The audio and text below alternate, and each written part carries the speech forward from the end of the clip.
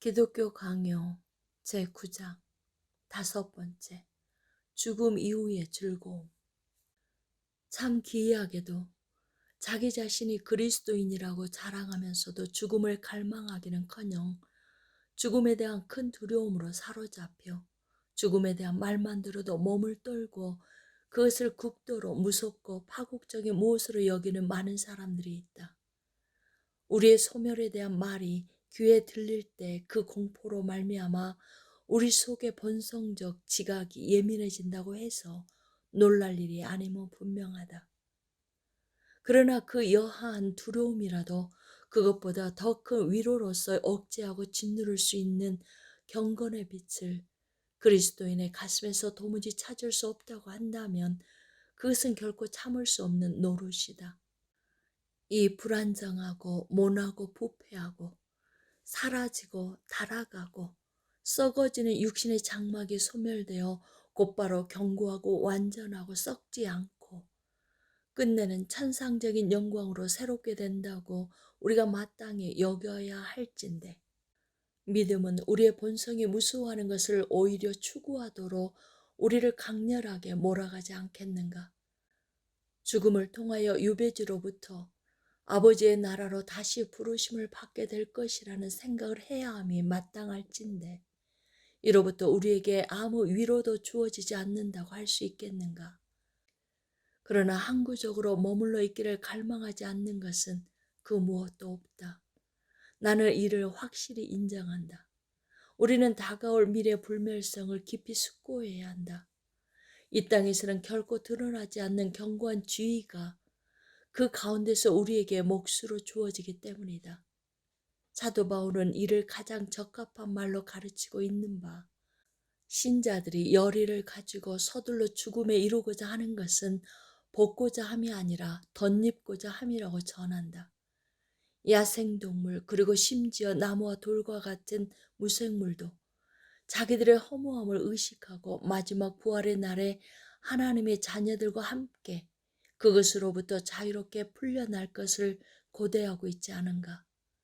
하물며 천상의 빛을 부여받고 그 천상 위에 다시 하나님의 영으로 조명을 받은 우리의 본질에 이러한 허무함이 작용하고 있다면 우리는 이 땅의 부패함 너머로 우리의 마음을 들어 올려야 할 것이 아닌가.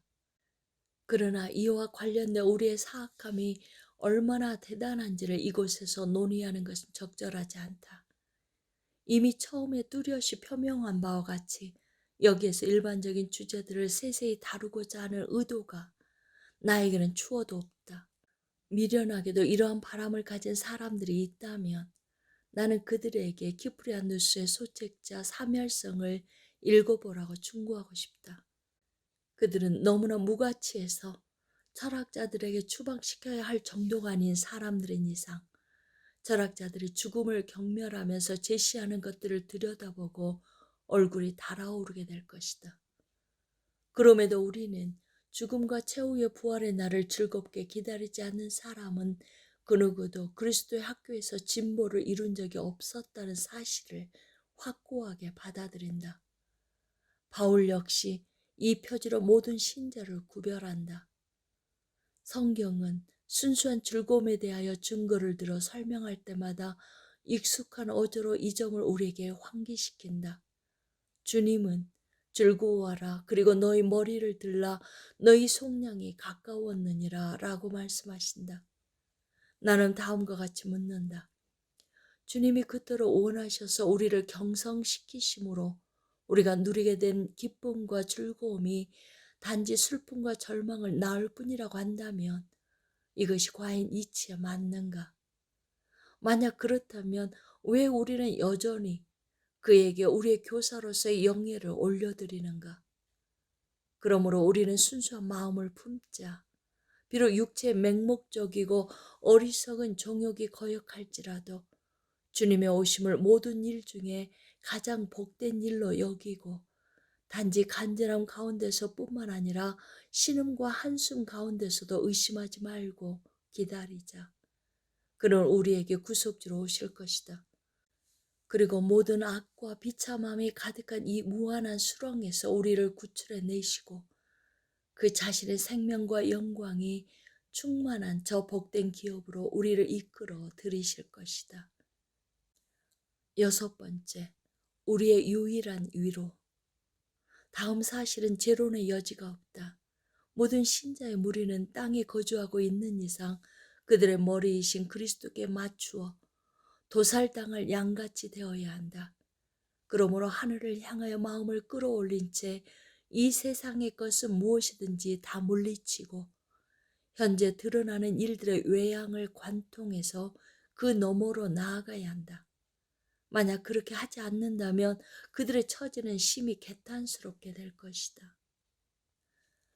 반면에 그들이 마침내 지상의 모든 것 위로 머리를 들 때 비록 악한 사람들이 부와 명예로 번성해지고 고상한 평화를 즐기고 모든 소유로서 그 광채와 귀티를 자랑하고 모든 쾌락을 만끽함을 그들이 보게 되더라도 또한 비록 그들이 악한 사람들로부터 고난을 당하고 오만한 모욕에 전전긍긍하고 탐욕으로 인하여 강탈을 당하고 다른 정욕으로 괴롭힘을 당할지라도 신자들은 이런 악행들조차도 어려움 없이 굳굳이 견뎌낸다.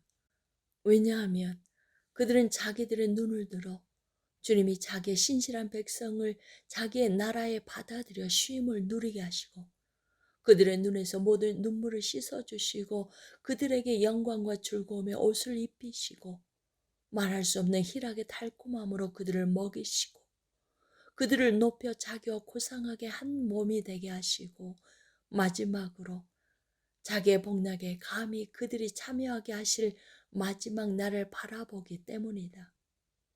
그러나 주님은 지상에서 번영을 구가한 저 불경건한 사람들을 극한 치욕으로 몰아가실 것이다. 주님은 그들의 희락을 고통으로 그들의 조롱과 즐거움을 눈물과 이를 갈무로 바꾸실 것이다.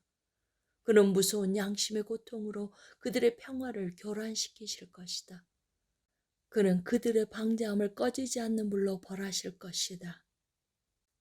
그는 또한 그들의 머리를 경건한 자들에게 조아리게 하실 것이다. 왜냐하면 바울이 증언하듯이 주 예수가 하늘로부터 나타나실 때에 하나님이 비참하고 부당하게 환난을 받는 자들에게 안식을 주시나 경건한 자들에게 환난을 끼친 사악한 자들에게는 환난으로 갚으시기 때문이다. 이것이 하나님의 공의이다. 진실로 이것이 우리의 유일한 위로이다. 만약 이 위로를 빼앗긴다면 우리의 마음은 필히 절망하거나 필히 세상의 공허한 위안에 사로잡혀 파멸에 이르게 될 것이다. 심지어 선지자도 무척이나 오랫동안 악인이 누리는 현세의 형통함을 곰곰이 생각하고 질투하게 이르렀을 때 그의 걸음이 미끄러질 뻔하였으며 그가 성소에 들어가서 경건한 자들과 악인들의 종말을 깨닫고 난 후에야 그것을 알 수 있었다고 고백한다. 한마디로 결론을 내리자면 신자들이 눈을 돌려 부활의 권세를 바라보게 되면 그들의 가슴에 있는 그리스도의 십자가가 마귀, 육체, 죄 그리고 불경건한 사람들을 끝내 이겨낼 것이다. 아멘.